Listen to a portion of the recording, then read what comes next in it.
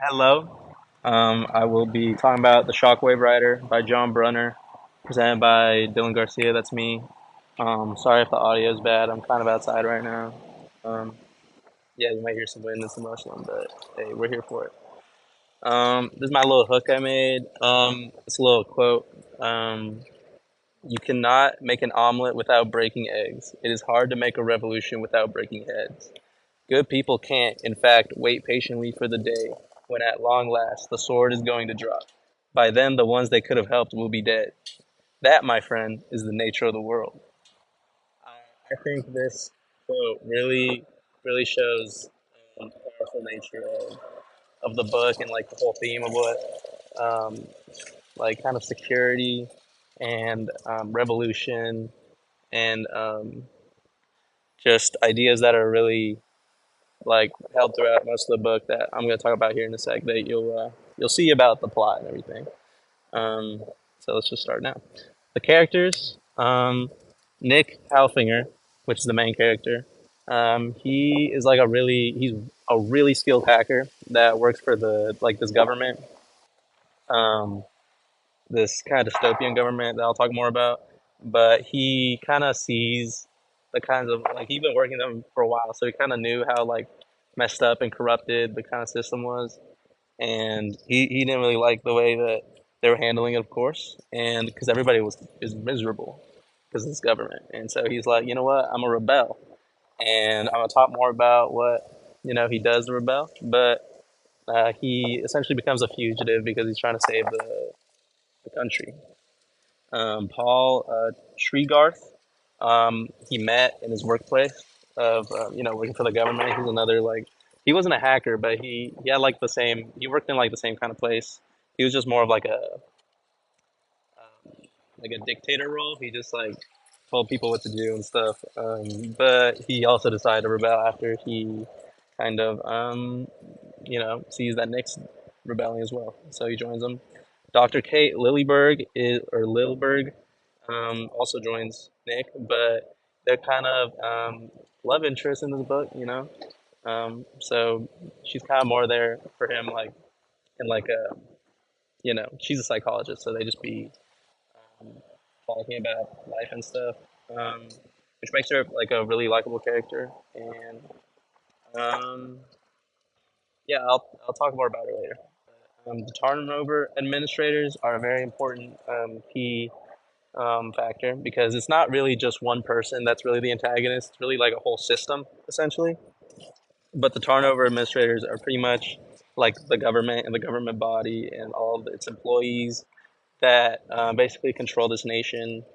Um, I'll talk more about how they really control it, but pretty much they're just not very good people, don't really have boundaries, and just, pretty much extort people for what they want. And yeah, we don't like them. The setting, it takes place in kind of, I envision it almost like America, because, I mean, I don't know, things are just getting crazier and crazier, so you kind of just see the similarities throughout the years, but it's like a dystopian near future version of America that basically has like really, it's in the near future, so like the technology is pretty advanced, and they basically just have like cameras everywhere. They want to know like where everybody is all the time. They have like so much information on you. Cameras in your house, cameras in your neighborhood. Like there's no privacy. I said it like it's advanced to the point where privacy is non-existent, and it's basically just leaving the people feeling like helpless and empty. Um, and yeah, but let's talk about the plot, the whole plot. So Nick worked for the Tarnover Institute, but he kind of saw it was manipulating people's lives. Um, for example, there's like a lot of people that if they would speak out about them, they'd definitely either get knocked off, if you know what I mean, or they would just like get fired from their job. Like they just like expose them in some like messed up, like not even real way. Like, even if they're like a perfectly good human being, like contributing to society, if you speak out about them, you're done. Like your career's over.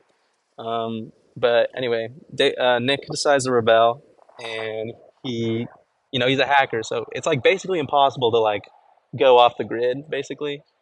because he doesn't move or anything because he has to, still take it down from the inside.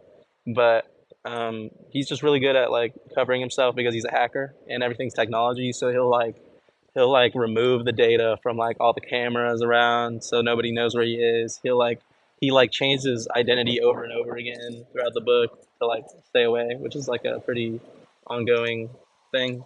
He has to do every now and then.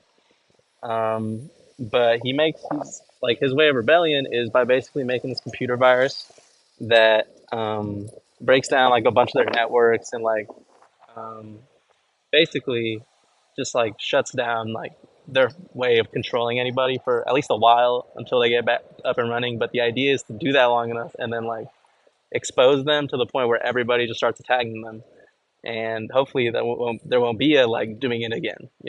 Hopefully they'll just be taken down, and yeah, hopefully that's what they wanted. Which maybe it goes right, maybe it goes wrong. I don't know. You might just have to read the book and see. But it also leaks a lot of vital information to the people about like the important head figures, like really important information about them that would definitely be a threat to their lives and just like other things they've been doing. For example, they've been running experiments on people um, that I didn't actually put in here, but Nick basically at some point sees this. Actually, wait, social. Actually, this is perfect. Perfect segue. Social implications. This book makes you appreciate the freedoms that we fought for and that we have today, but it also makes you consider how extreme like a government can be, and it's supposed to leave us open-minded for change and to protect our freedoms and our privacy. Um, and yeah, it's just a lot of crazy stuff that makes you rethink life. I rate this book a solid 8 out of 10. I think it makes me really appreciate the kind of stuff we have now. Um, oh, right, but I was going to say, Nick basically meets this girl that, um, like, the government's been doing a bunch of, like, studies on her, and they've been, like, injecting stuff, seeing how she reacts. And she basically, like, has, like, a PTSD and everything from all this. And she, yeah, she was pretty messed up. That's all I'm gonna say. But yeah, um, I read the book at 8 out of 10, and my personal connection was that this book is really reminiscent of The Giver. What up, Austin? I'm recording my English thing. Yeah, like right now. And no, it's good. Oh, I don't care. Anyway, my personal connection is that it's a lot like The Giver. I think a lot of dystopian books go after like The Giver's kind of style of writing. Um, and it was really similar. So that's kind of what made me kind of drawn to it and make me appreciate. What's up, William? It made me kind of follow along a lot easier, and it's really easy to relate to Nick because you just handle like if you think if you were put in a position like this, you probably react the same way. So I think that was cool. I would say that it's a high school level reading book, but the writing style is pretty cool because it's pretty different from the way we talk, just because like it's really the emotions are really different. It's really like the people are sad and impoverished and like lack hope. So it's just I don't know. It's kind of like despair writing, kind of if that's a writing style. But yeah, it's high school level. I would recommend this book if you like dystopian nonfiction or dystopian fiction books and like uncovering mysteries. It's not that long of a book, so yeah, I'd recommend it like to anybody who wants to read it and wants to get into this. And if you enjoyed this, I hope you did. 'Cause I worked hard.